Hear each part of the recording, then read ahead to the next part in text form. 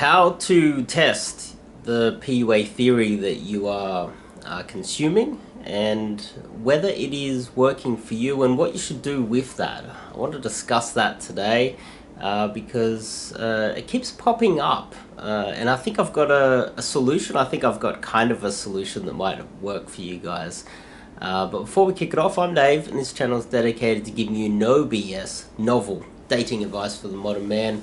Top link in the description to go to my website and sign up to get some coaching with me. I've also got a three-part video series in the description as well, and it comes with a free PDF as well. Just enter your email address. So, how to test your PUA theory.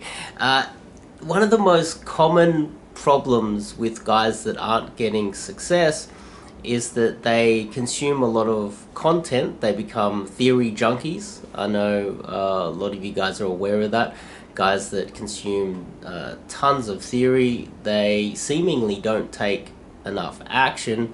But there's also guys that do take a lot of action as well, but the theory and the action or the inaction, at the end of it, there's no results regardless. Nothing's happening. There's no results because, well, not because, but if there's no results, then, well, nothing's working, arguably.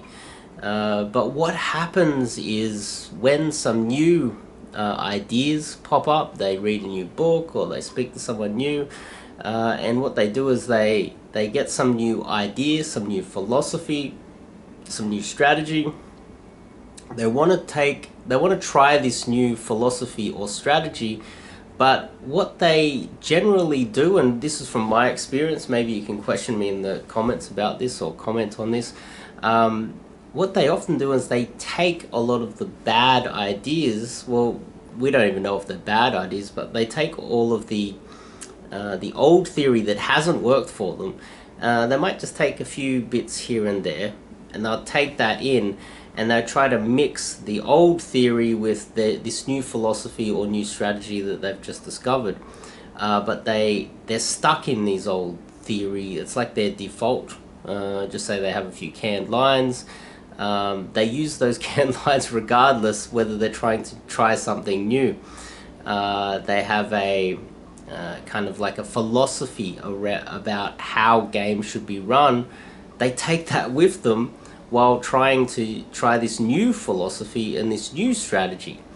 And part of the message that I'd like to point out today is that if you've been trying things for quite a while and you haven't been getting the results, if it's possible for you to do so, it would be good to just forget all of that old theory and start again.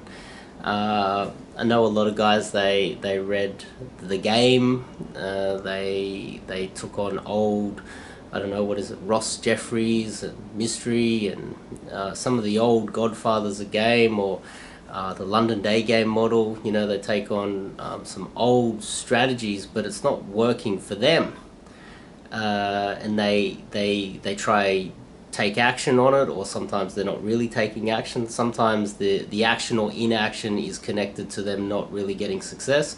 Maybe they try it a little bit, they don't really get any success, and then it hurts their ego. Sometimes the ego's in a bit of gets in the way of them taking more action. Maybe they don't have grit and push through. But sometimes they try out these old theories that doesn't really work, or strategies or methods, and then they end up not taking any more action. But when they find a new philosophy or a new strategy, then okay, well, they tend to think, okay, well, I need to, I don't know, just as an example, peacock, or I need to use these specific canned lines, or I need to DHV, or, you know, the old theory, they need to use NLP. Next thing you know, with the new strategy, they're trying to integrate NLP into the new strategy that they've just discovered.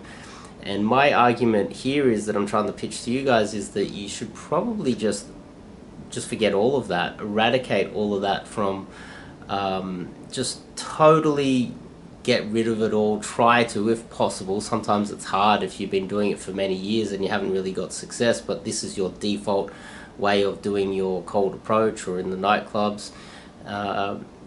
It's hard to do that, but if you can become a blank slate and start fresh to try a new strategy, I think that the results will be a lot better if you can possibly do that.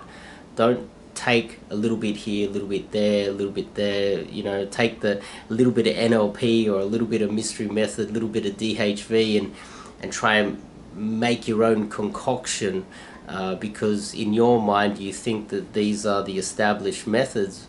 How about just totally forgetting about them totally, if that's possible, and then starting up again, starting up fresh, and constantly split testing and trying new things until something finally works for you.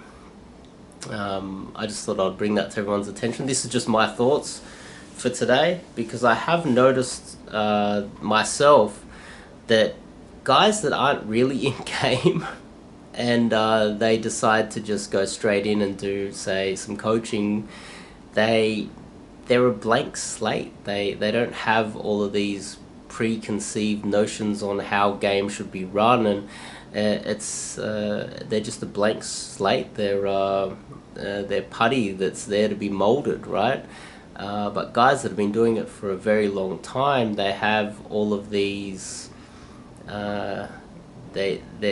They're kind of handicapped by the old theory, and they find it difficult to evolve. You see that with many sports as well. I'm sure you watch football players or sports people that have been doing it for 20 years, and you see them at the local club and they're still doing the same thing they've been doing for 20 years. They've never really evolved. This is very common in sports, and very common in the pickup community, with a lot of guys that are out there that are trying to improve themselves. But I thought I'd bring that to everyone's attention, and whoop. Whoa, sorry about that. A good way to end the video. I'll see you guys in the next video.